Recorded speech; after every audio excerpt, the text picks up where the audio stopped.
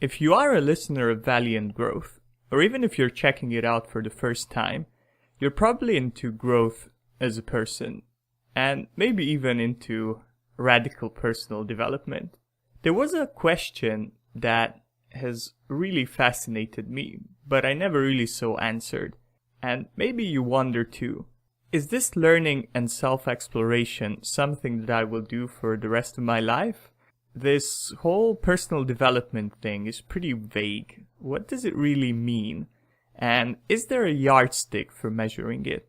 That is the answer that I am to deliver in this episode.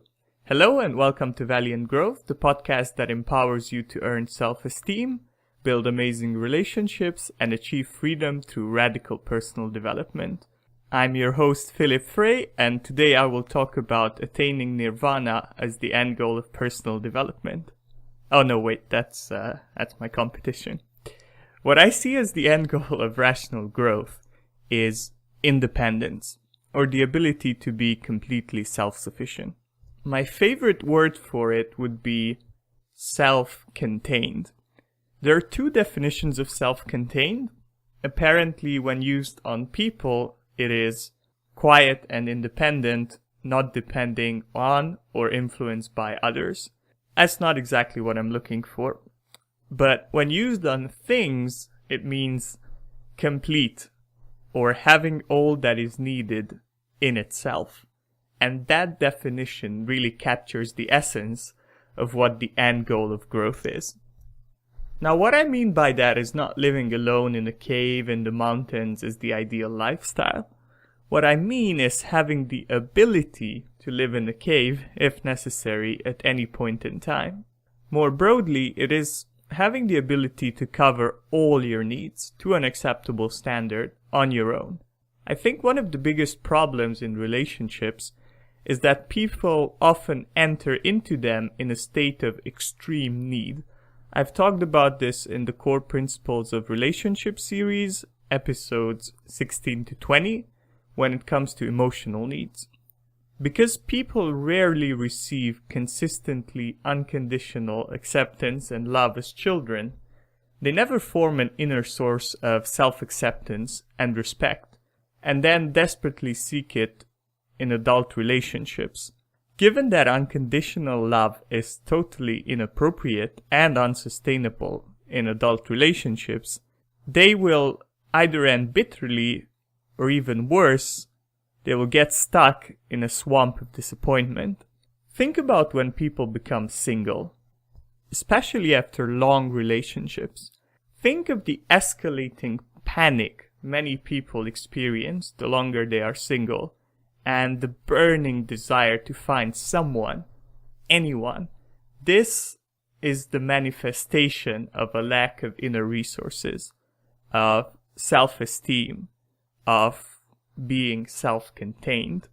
The problem is that in this situation, the neediness often washes over all the other hard-won understanding of relationships, be it from study or from previous experience, or the standards set with a hope of a better future. This is one of the main reasons why people repeat the same mistakes over and over and again when it comes to romantic partners. I've done it, and many others have done it too. A person who has healed her self-esteem, who has developed skills of self-support, who can have a baseline of emotional stability without suppression, not only is far more attractive to healthy people, but also has a lot more time to find the right partner. The expectation is that through the partnership, greater emotional health and well-being will be achieved than through being alone, but being alone is always there as a realistic alternative. The lack of emotional independence is why breakups can often be so intense emotionally, both in the moment and in their aftermath. I think it's also a major factor in jealousy and in the apparent selfishness, or to avoid objectivists from crucifying me, the apparent lack of empathy often seen in relationships. given that both parties are grasping for what feels like survival level needs being met or not met, this is no surprise. Old people statistically significantly die very shortly after their partner dies. Let's move on to finances. Here the same principles apply. If you have no reserves, and most people have no reserves, if you get fired or downsized, or you have to move to a new place, you are immediately in a situation of extreme neediness. Can you really be wise and selective when you need a job in 2 weeks or even 2 months? Not really. By the same token, can you be assertive of your needs and maintain a win-win relationship with your employer if you're a month away from bankruptcy at any given point? Not really. Can you take a risk and become entrepreneurial? It's very, very difficult. All the same dynamics apply if you're highly specialized. Even if you have some savings, if you have high consumption, possibly debt-fueled lifestyle, and only one skill, you're permanently at risk, and this will damage your capacity to make the right choices. If your job disappears, you can't go bag groceries or deliver pizzas while building up a new skill, because you can't afford to. It's a very difficult situation to be in. That is why I've chosen with Valiant Growth to focus both on psychology and relationships, but also on personal finances, frugality, and productivity. Since independence is the end goal, and since you are only as independent as your weakest area, it's important to be well-rounded. It's important to build self-esteem and self-support skills, while also building at least an emergency fund, if not complete financial independence, broadly applicable job skills, and general productivity.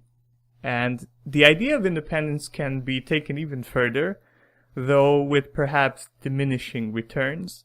In areas where competition operates effectively and it's easy to make switches between providers, not being independent is less of an issue. I'm not competent at fixing anything, but it's not a major issue because I can switch out providers if I feel that they're taking advantage of my neediness in this area. However, I do feel that once I'm satisfied with my independence in more urgent, more critical areas, this could become my growing frontier, the next thing that I focus on. And the same applies to building your own home, generating your own electricity, learning to defend yourself, or growing your own food.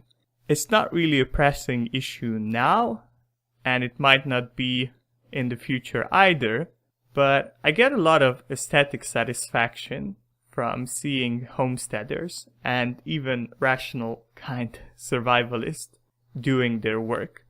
I think we should really strive to fully embody and align with the principles that we have found worthy adopting. And they are a great example of that.